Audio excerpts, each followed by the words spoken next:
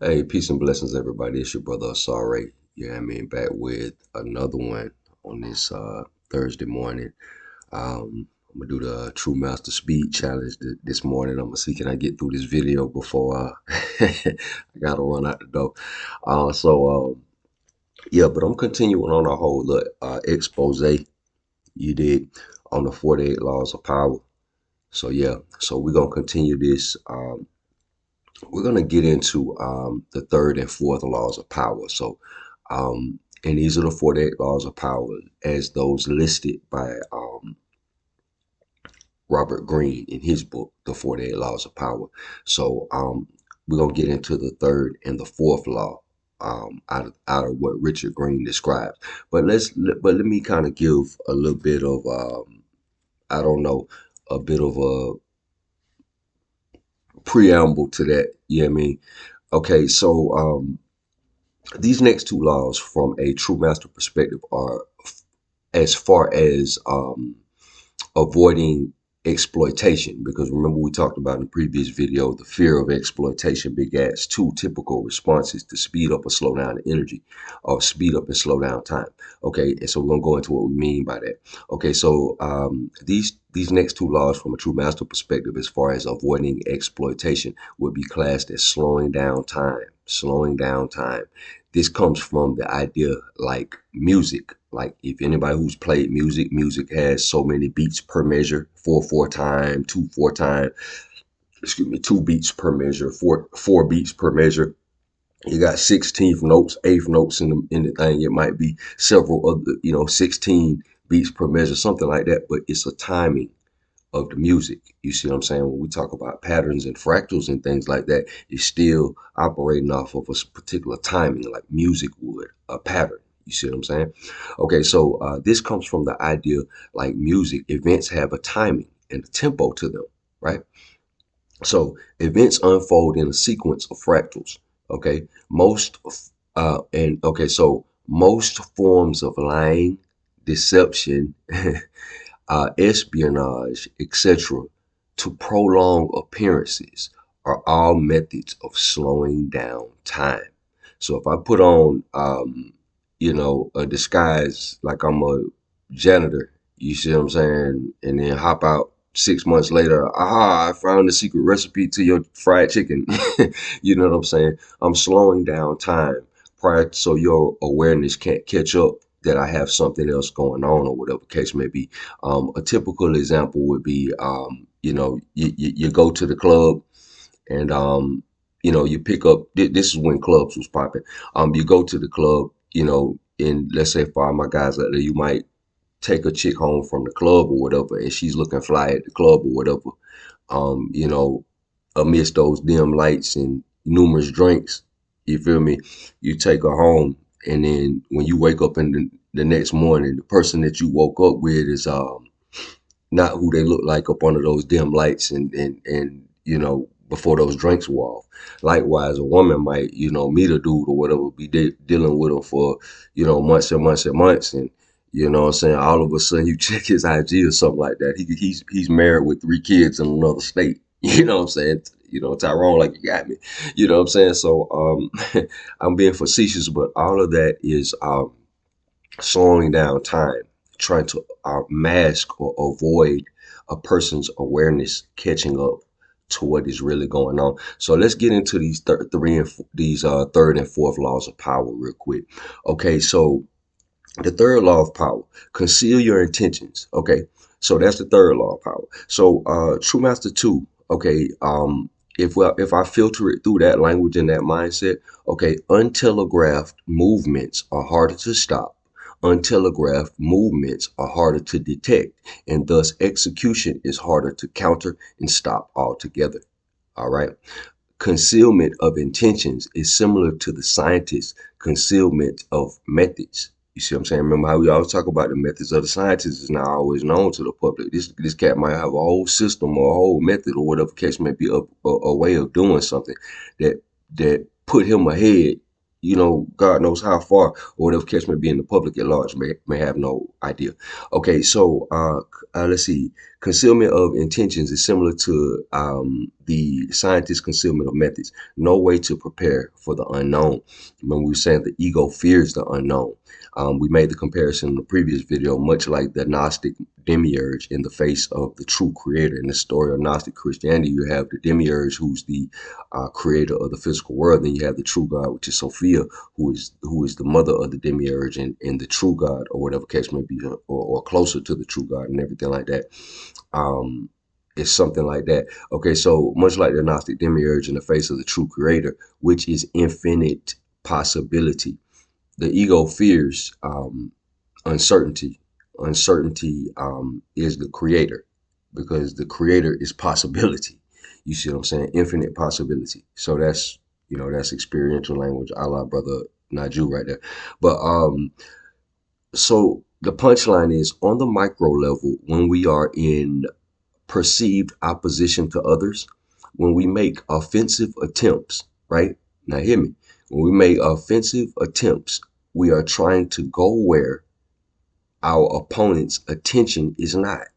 We're trying to go find a place where that person's attention is not. If you're punching at a guy, you're trying to punch where he's not blocking. You see what I'm saying? You're trying to sneak in to somewhere where the security ain't. You know what I'm saying? So you are attacking holes in their awareness. That's a whole section in True Master Volume 2, talking about energetic holes and stuff like that. That's the whole thing. So that will be for a little bit longer video. I don't really have time right now in the morning, but we may revisit that.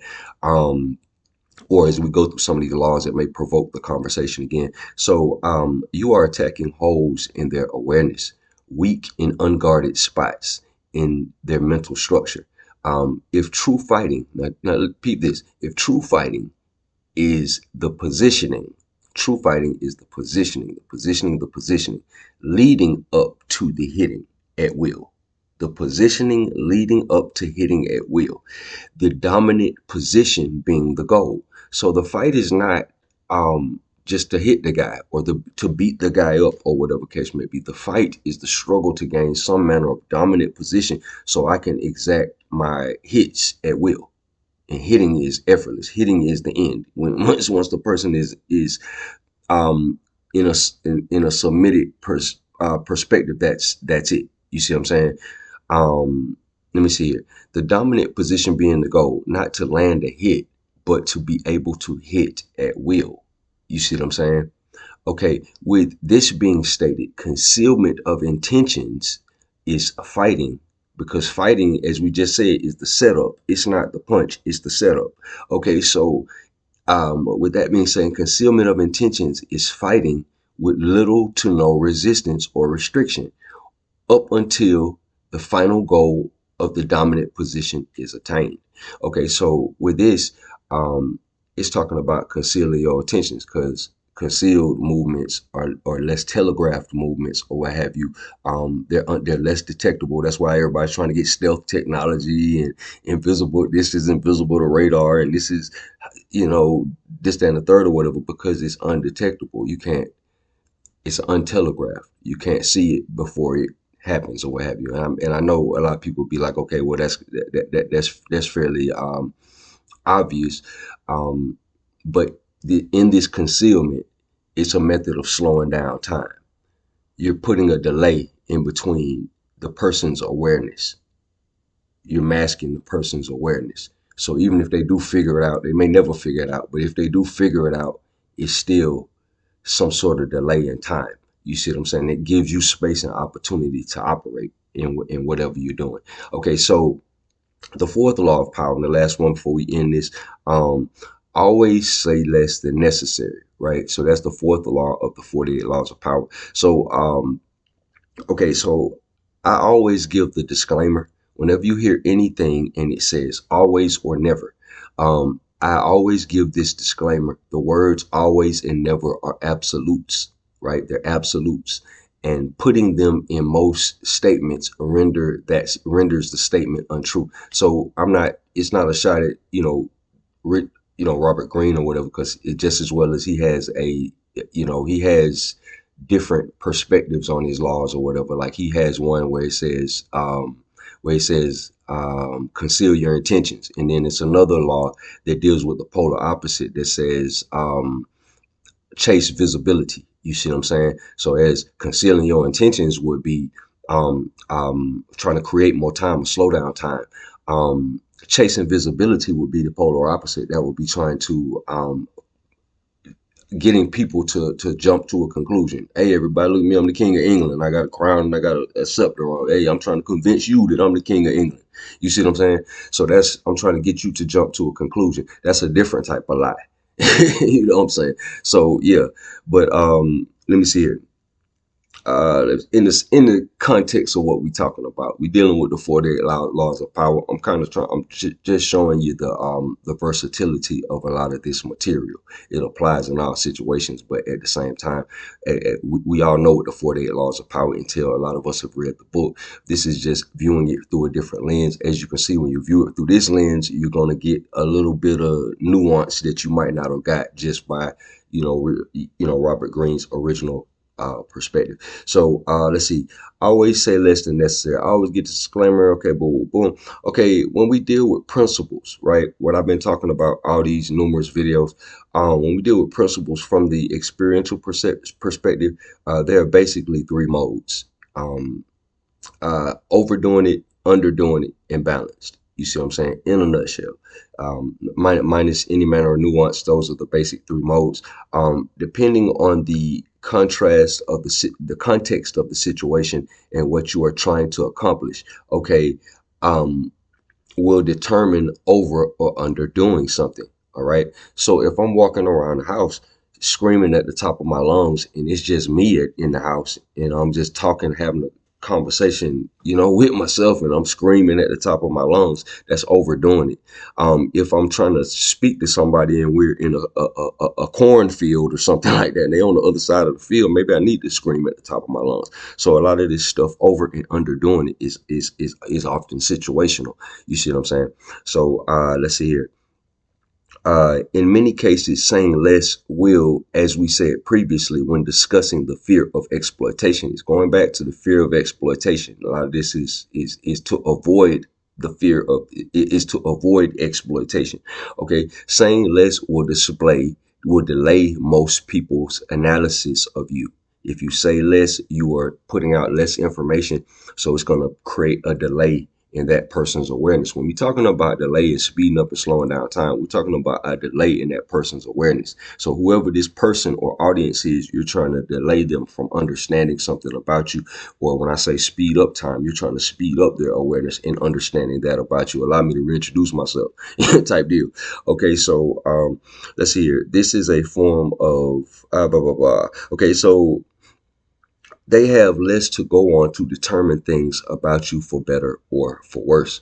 Okay, this is a form of slowing down time. If you go to this to some of the old kung fu movies, you see what I'm saying? When you have two masters who are about at a similar level, who are about to fight, they spend a considerable amount of time sizing each other up first. You see what I'm saying? Um, and they hesitate to make the first move because whenever you extend yourself, um, you you create an opening that can potentially be countered or manipulated or something like that. Likewise, the less a person speaks, depending on the situation, the less opportunity to say something discrediting or potentially incriminating, a la modern day internet snitching. So, the less you speak, the less opportunity you have to incriminate yourself or say something that would give away whether it be your intentions, like the third law, or whether it be, let's say, your strategic position, depending on the context of the situation. It's all of this stuff is situational, but depending on the context of the situation or whatever case may be, if this is the approach that you're taking, um, um, the less that it's like a tail. Everything you're doing is less telegraphed because you're trying to move with ease and move with flow. So that's pretty much what I had as far as those two laws. I guess the differentiation, the spin that I put on it, would be the idea that we're dealing with patterns, and patterns have a tempo.